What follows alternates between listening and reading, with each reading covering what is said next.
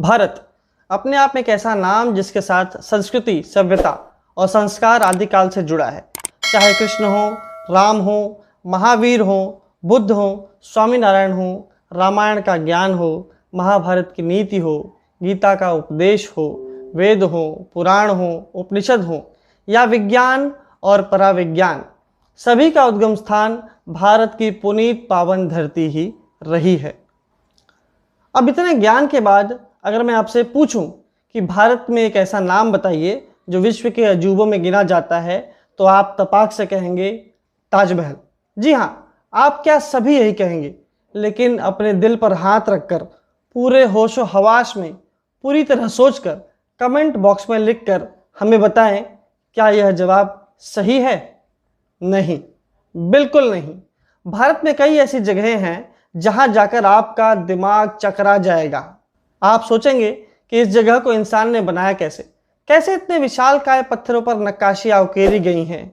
हवा में लटकते खंभों को देखकर आपको आश्चर्य होगा।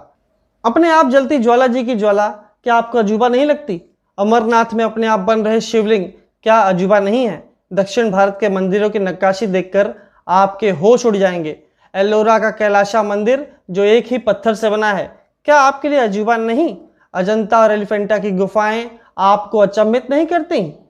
ताजमहल बेशक एक उत्कृष्ट कलाकारी का नमूना हो सकता है, लेकिन अजूबा और सबसे बड़ी बात भारत की पहचान नहीं, क्योंकि भारत की विविधता में एकता अपने अंदर ऐसा कुछ समेटे है जिसे देखकर, सुनकर और छूकर आपको दुनिया के सभी आश्चर्य फीके लगेंगे। यह सवाल आपको अब तक कुरीदता होगा, आज तक हम और आप ही क्यों पढ़ते आए हैं कि भारत में बना ताजमहल विश्व के 7 अजूबों में से एक है? आज तक हमें यह क्यों नहीं बताया गया कि हमारा ज्ञान आज के आधुनिक विज्ञान और ज्ञान से भी आगे और सर्वोत्तम है? अब आप पूछेंगे कैसे? सवाल करना लाजमी है, क्योंकि जो बातें हम कर रहे हैं वो हमें कभी किताबों में पढ़ाई ही नहीं गई। जहां राम की लंका विजय के पश्चात भगवान श्री राम द्वारा पुष्पक विमान से अयोध्या आगमन होता है, और पुष्पक विमान ऐसा कि जो अपने आप अपनी गति को अपने मालिक के इच्छा अनुसार ज़्यादा या कम कर सके, अपने आकार को बढ़ा सके और कम कर सके।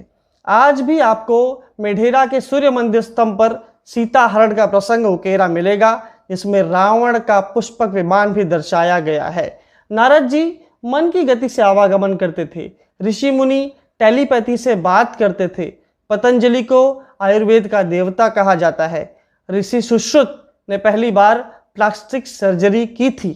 यह मैं आपको इसलिए बता रहा हूं क्योंकि भारत की आज़ादी के 70 सालों तक हमें वही पढ़ाया गया जो वामपंथियों, कांग्रेसियों और मिशनरियों ने चाहा।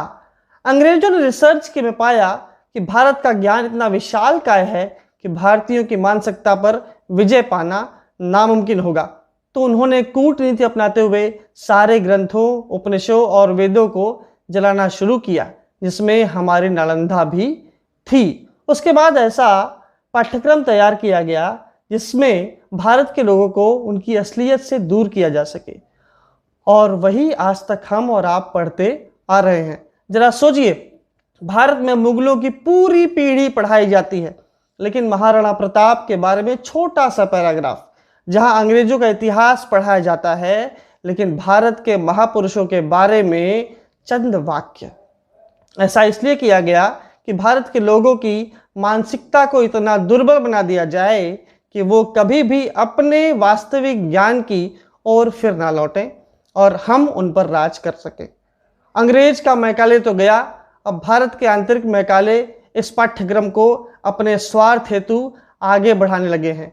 मिशनरियों और कुछ राजनीतिक पक्षों द्वारा इस पाठ्यक्रम को बढ़ावा मिलता रहा, लेकिन अब समय आ गया है हम भारत के हुक्मरानों को ये बता दें कि अगर हमें भारत को आदि गुरु और विश्व गुरु के स्थान पर बैठाना है, तो हमें अपनी वैदिक सभ्यता को पुनः अपनाना पड़ेगा।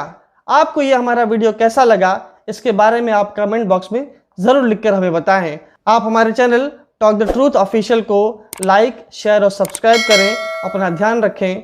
धन्यवाद।